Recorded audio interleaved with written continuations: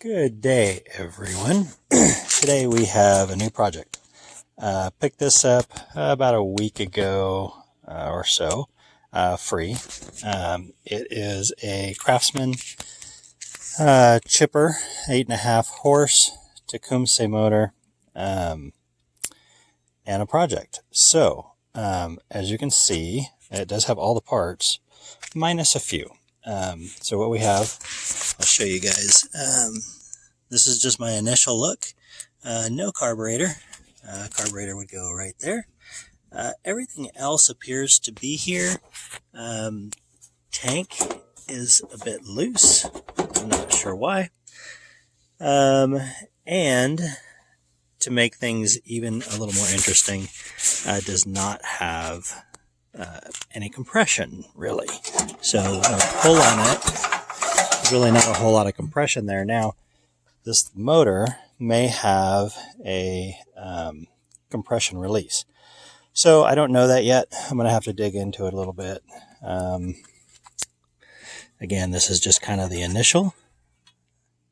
Has oil. Doesn't look bad. Oil's full.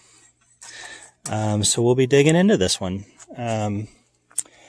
What I'm going to do on this project and on this video is kind of go, I'm not going to record everything. I'm going to record my findings. I think that'll be a shorter video and probably a better quality video for you guys.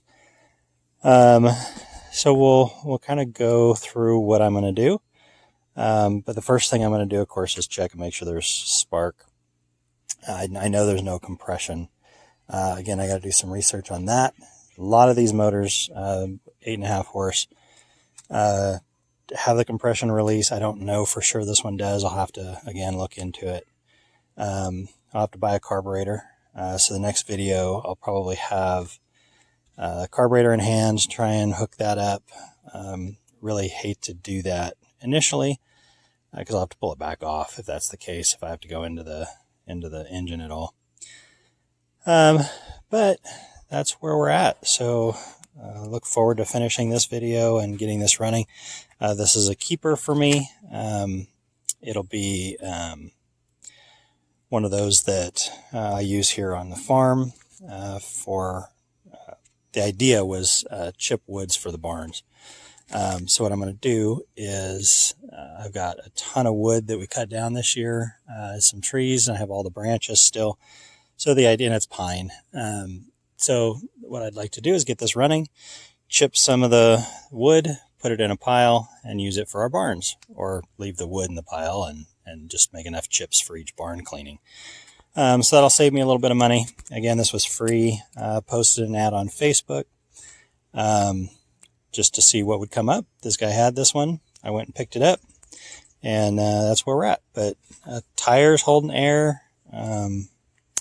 Again, I've had it about a week now, just kind of sitting here. So look forward to the rest of the videos. I'll be pulling it into the shop here hopefully later this week, and we'll get started.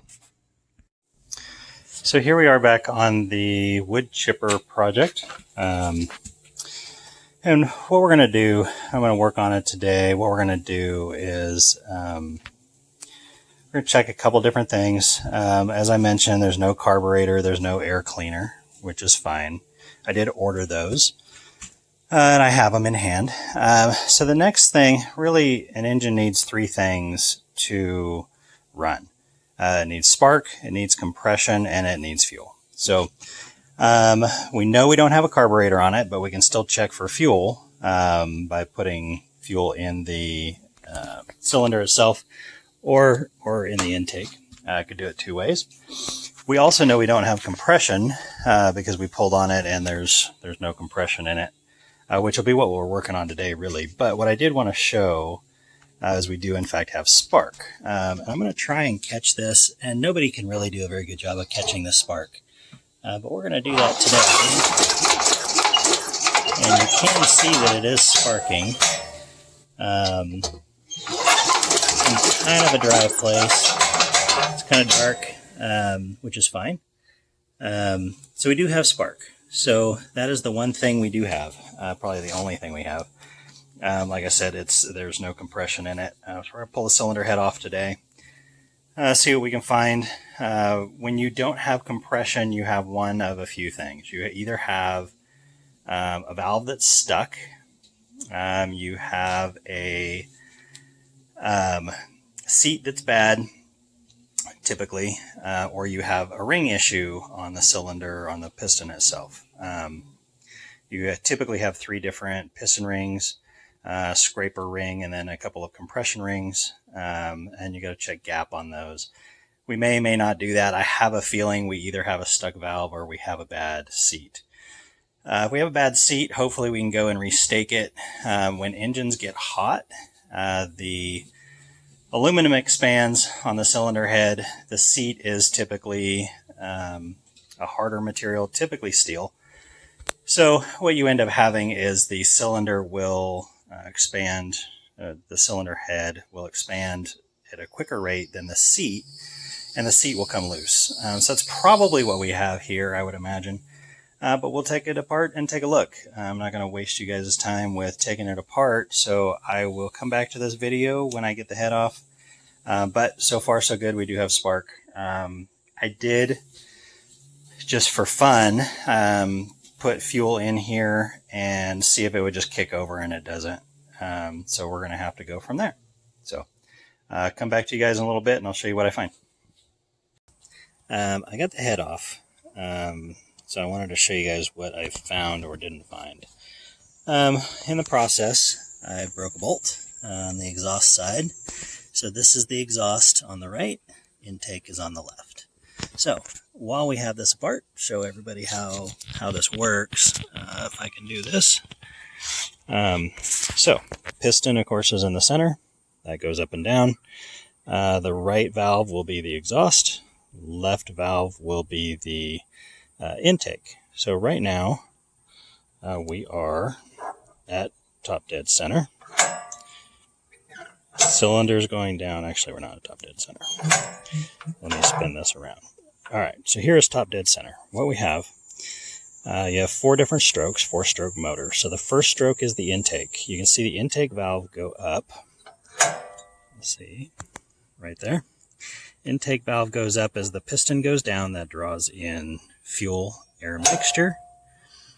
And then when it gets down to the bottom, the intake valve closes. Piston comes back up. This is your compression stroke. Okay. Piston gets up to the top, and then you get to the combustion stroke, which is you'll get a you get the spark that pushes the piston back down, and then the last and final stroke is the exhaust stroke. You can see the exhaust valve come up, and as the piston comes back up, it pushes all the exhaust out the exhaust valve. Okay, that's a 4-stroke motor. So on the, of course, I got to fix the exhaust stud. Then I have the intake. What I didn't find is what the problem was. However, it could be a couple different things. Could be the head gasket, or it could be the valve timing. So I'm going to be fixing both of those. I'll let you guys know what happens when I'm done.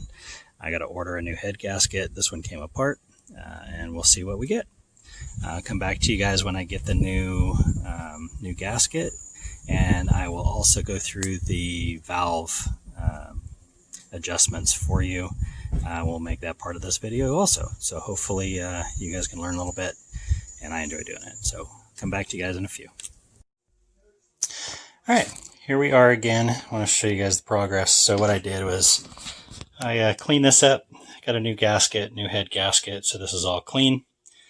Cleaned up the piston just a little bit, and cleaned up the cylinder head as well, so now I got a good mating surface. One thing I did want to show on here is this does have a compression release. So the way that works is this is your intake stroke. So this is the end of the intake stroke. So this is your compression stroke. And I don't know if you'll be able to see it, but when you come up on the intake or on the compression stroke, that exhaust valve opens just slightly. And what that does is that allows the compression to drop. So it does in fact have a compression release. I didn't know if it did or not, but that is what compression release is. Let's see if I can get in here and show you guys. So that is the beginning of the compression stroke. And you can see that that's come up just a little bit. And you see the piston in the background coming up. And that is the compression stroke. So once the engine is running, then that shuts off due to centrifugal force. And then that doesn't do that anymore. So then you get good compression. So that is part of the reason that I did not have very good compression. So we are going to put the new gasket on, put the head back on, and put the spark plug in it. We will see if we can get it to fire. We'll leave the carburetor off. We'll leave the exhaust off. I am going to go ahead and fix the stud, like I showed you guys right here, that stud that broke off. So I'm going to pull that out. Not quite sure how I'm going to do it yet. I'm going to try vice grips first since I have enough of it sticking out. If that doesn't work, then I'll use an easy out, or cut a slot on it, use a screwdriver, or I'll find another way to do it. So that's where we're at right now. Everything looks pretty decent. So I'm going to put this together and then I'll turn the video back on, see if we can get it to fire at least. And then I'll put everything back together and see if we can get it to chip some wood. So be back in just a minute. All right, so here we have the exhaust port. I did get the screw out. There is the rest of it. The first thing I tried was taking what was left of that bolt and welding a nut onto it. I figured that was about the easiest thing that I could do. That did not hold. It broke again. So the only other option that I had was an easy out. So there's the easy out with the rest of the bolt on it. So that is now out. And now we're going to go ahead and finish putting this thing back together. Hopefully get it running today. And that'll be that. I'll be back in a few and I'll let you guys know how it goes when it's all put back together. And we'll try and start this. All right, here we are. Carburetor is on. Everything is back on. Everything seems to be okay. So we are going to give this a shot. We're going to turn the choke on, come up a little bit like this on the throttle. This is your kill switch right here. So when this is all the way down, that makes contact, that shorts it out. Wire comes from here, goes over to the case, so or over to the points. So in order to get this to start, you have to bring the throttle up a little bit. All right, so let's give this a shot, see what we get.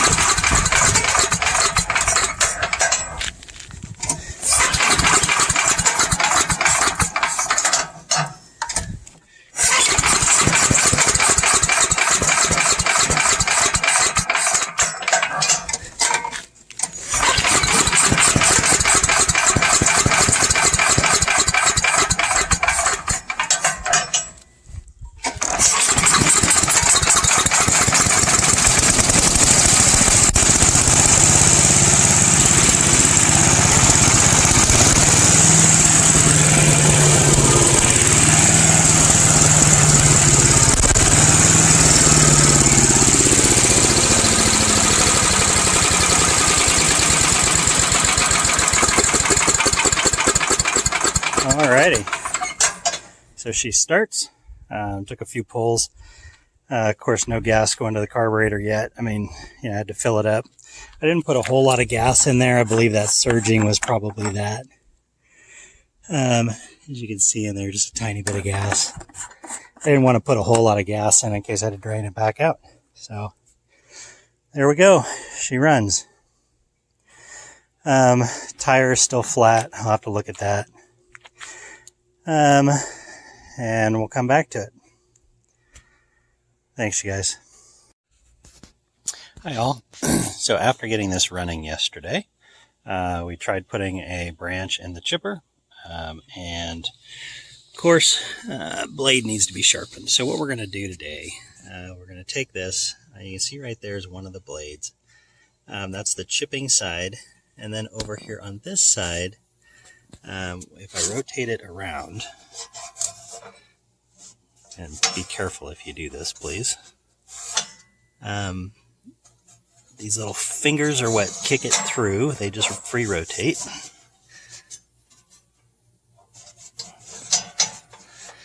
So they rotate and kick everything out the little chute. And right there, I don't know if you guys can see that. On the right side, this thing right here is the blade for the shredder side. Kind of like a little lawnmower blade. But the chipping blades, which is what I'm going to be using today, that's what I'm going to... that is what I'm going to be using today, so that's what I'm going to sharpen. And that's those little blades right there. You can't see, but I'll take more video when I pull them out. And here we are once again. I pulled the blades off. These are the chipper blades. I haven't taken off the brush blade yet. These were absolutely trashed. So what I did was I made a little bracket out of a piece of wood that I could put these on. Screw holes go down through. Hard to see in the shadows, I'm sorry. But anyway, that way I could grind each blade, blend them together. That way I take about the same material off of both blades. So what I did was I took a die grinder with a sanding disc on it over here. So this is just what I used. A lot of people use an actual sanding disc off of like an air grinder, but that's what I used. So as you can see, I think they turned out really good. Now I'm going to install them and we will see how it cuts. Like I said yesterday, it was chunking the wood out. I knew the blades were bad from that, so we'll see how it does now.